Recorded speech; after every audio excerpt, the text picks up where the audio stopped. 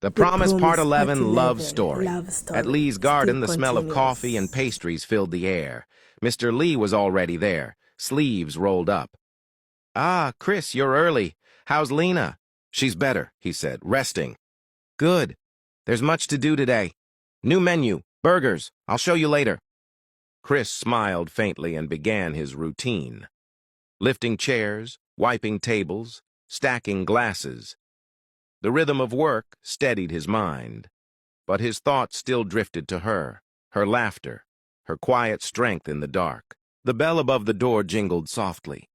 Maria Delgado stepped in. She looked tired, bruised, and cautious. Her scarf barely hid the mark on her cheek. Mr. Lee greeted her kindly. "Good morning, ma'am. Coffee?" "Just coffee," she murmured, sitting by the window. When Mr. Lee stepped out to handle a delivery, Chris approached. "Ma'am, are you all right?" Maria's eyes flicked up. "I'm looking for someone," she said, pushing a photograph toward him. "A girl. Her name is Lena." Chris looked at the picture and hid his reaction. "Why are you looking for her?" Maria's voice turned tight.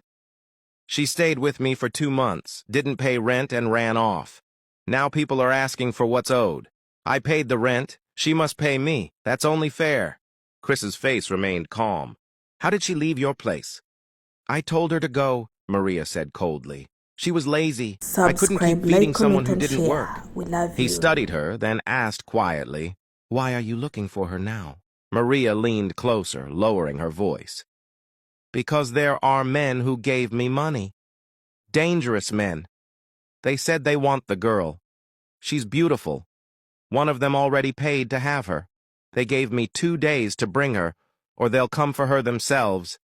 If she's working now, she can pay me what she owes, and I'll pay them. Everyone will be fine." Chris's jaw hardened, but his voice stayed calm. "You would hand her over to them?" Maria hesitated. "No, but if she pays, I'll be safe. If she doesn't, they'll hurt me. They'll find her anyway." He took a slow breath, forcing the soldier in him to stay still. "Write down how much she owes you." Maria blinked. "You? You're just a worker here. Why are you asking? The money is too much." "Write it down," Chris repeated. "Let me decide if it's too much. You don't choose who can pay and who can't." Something in his tone made her nervous. She reached into her bag, scribbled a number and an address on a napkin, and pushed it toward him. "They'll hurt me if I don't find her. 2 days, they said. And if she doesn't come to me, I'll send them here." Chris folded the napkin, calm but cold. "If they come here, they'll find no one. If you hear from her, tell her to come to me first." Maria rose, muttering, "Tell her Maria is looking for her, and she knows why." He watched her leave. The bell above the door chimed once, then fell silent.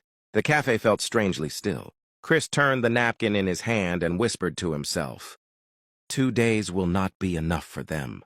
Then he slipped it into his pocket, rolled up his sleeves, and went back to work, his heart already planning what he would have to do next. Maria Delgado had already gone. Her coffee cup still sat half full on the counter, leaving behind only the faint scent of cheap perfume and something darker, a reminder of her visit that refused to leave Chris's mind. He wiped the last table with slow, steady strokes, but his thoughts were racing. Every word Maria had said kept replaying in his head. Dangerous men. A buyer. 2 days. It echoed like a threat circling in his mind. Chris dropped the cloth, glanced toward the kitchen where Mr. Lee was restocking supplies, then slipped quietly through the back door into the narrow alley. The rain was falling harder now, cold and heavy against his shoulders. He pulled out his phone and dialed Tom. The line clicked immediately. "Mark," Tom began, catching himself. "Sorry, I mean Chris. You okay?" Chris's voice was low but controlled. "Tom, I need the laptop delivered today, as soon as possible." "How soon?" Tom's tone sharpened. "Within 2 hours. Use the restaurant address. I'll handle the rest." There was a pause. "Is everything okay?" Tom asked. Chris glanced up at the gray sky, water dripping from his hair. "Everything's fine," he said. "It just needs to be done." When he returned inside, the cafe had emptied out.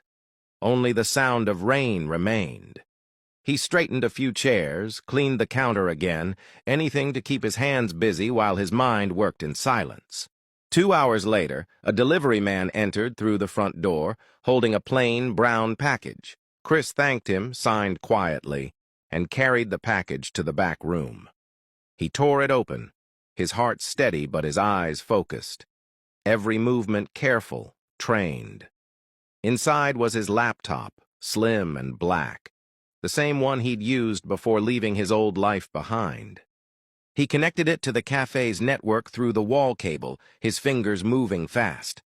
Screens opened, codes, lines, encrypted firewalls. He was in. Mr. Lee's internet connection became his eyes and ears. Through it, he set up a silent layer of surveillance, accessing the street cameras nearby, linking the restaurant's small security feed, creating a soft net of protection around the area.